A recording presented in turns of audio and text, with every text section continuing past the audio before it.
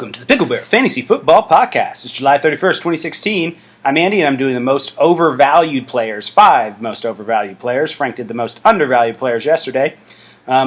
Just a little note, if you're wondering where I got my voice for the intro, this voice. It's from a DJ at the strip club. Any DJ at any strip club, you've all heard him before. Welcome to the stage, Mercedes, Alexis, and Priya. Yeah, guys, get your money ready. Don't be stingy. Make sure those girls are taken care of. We've all heard that voice. By the way, if a girl has a name similar to a car, be wary of her. She's probably not the girl for you. Not the kind you want to take home to mother. That goes doubly true for any of you soldiers out there. I've seen too many of them who marry strippers. Anyway, getting right into it. Most overvalued player I've got on my list. Yes, I'm going to get some shit for this one, but Zeke Elliott. Old Zeke.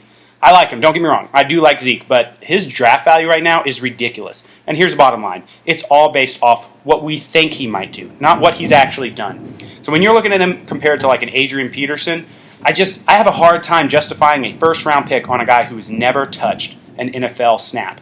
Not only that, he's still got seasoned vets around him like Darren McFadden and Alfred Morris, who could easily cut into that timeshare if they just feel like he's not quite ready for the big show.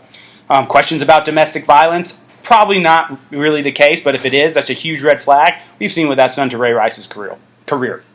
So the hype is real, guys. The hype is unreal. I mean, just be careful.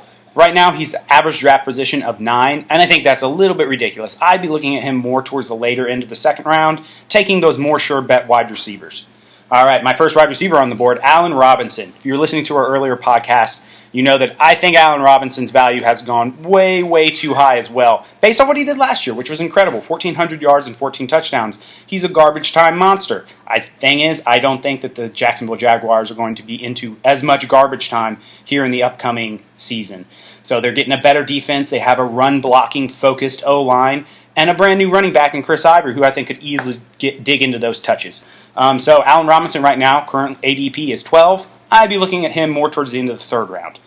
All right, now this guy, the most frustrating motherfucker in all of fantasy football, C.J. Anderson. We play this game every single year, the overvalue of C.J. Anderson. Full season last year, he ran for 720 yards, 5 touchdowns, 180 yards in the air. The year before that, 849 yards, 3 touchdowns, 320 receiving yards, with 2 touchdowns on the ground. So this is a guy who has never ran for more than 1,000 yards, and has never had more than 5 TDs in his entire career. So I don't get why people are so damn high on him. He's currently going 39. He's shown me nothing to justify that in any year, period. I mean, he was going in the first round last year, or second round last year, way overvalued. This guy, just avoid him. Ronnie Hillman is the same running back, and you can get him in the 10th. So I really dislike him. I will not be drafting him, period. All right, moving on to the next guy, a tight end, Delaney Walker, the only player to catch anything on Tennessee's football team last year. I mean, don't get me wrong, he had a great year, 1,088 yards and 6 touchdowns, but it was a flash in the pan. He's shown you nothing to justify a top 5 tight end pick. Go for it if you want to, but typically tight ends see regression after a great year, and I think the same thing. Take Gary Barnidge, take Zach Ertz, take Julius Thomas before you take him, because he's going before all of them, and he's basically the same tight end, if not worse, than all of those guys.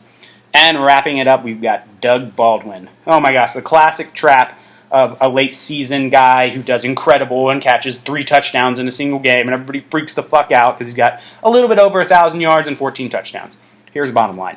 His touchdowns don't match his yards, and he's done nothing, again, in years past to justify such a high pick. Currently going with the 45th overall pick. Just be careful. In 2014, this guy caught for 885 yards and 3 touchdowns. So, does that justify where he's going now in the early 5th, late 4th round? Absolutely not. Just remember, at the end of the year, Marshawn Lynch was out, Jimmy Graham was out, they had to figure stuff out, Russell Wilson got hot, and because of that, Doug Baldwin got hot too. Not only that, but Tyler Lockett is ascending, and he's ascending quickly. So, be careful. I wouldn't draft him until the 6th, maybe 7th round. And I feel like that's an appropriate draft value for him. I'm actually, as far as who I think will take over the number 1 spot, I wouldn't be surprised if Tyler Lockett does it this year, and you can get him in the 8th. So, that is my top 5 most overvalued players. Come on, let the shit. Give me some shit. I want to hear your disturbances, your differences, and your arguments. Post it on YouTube. Like us on Facebook. Tell me I'm full of shit. I want to hear it. All right, guys, this is Andy signing off.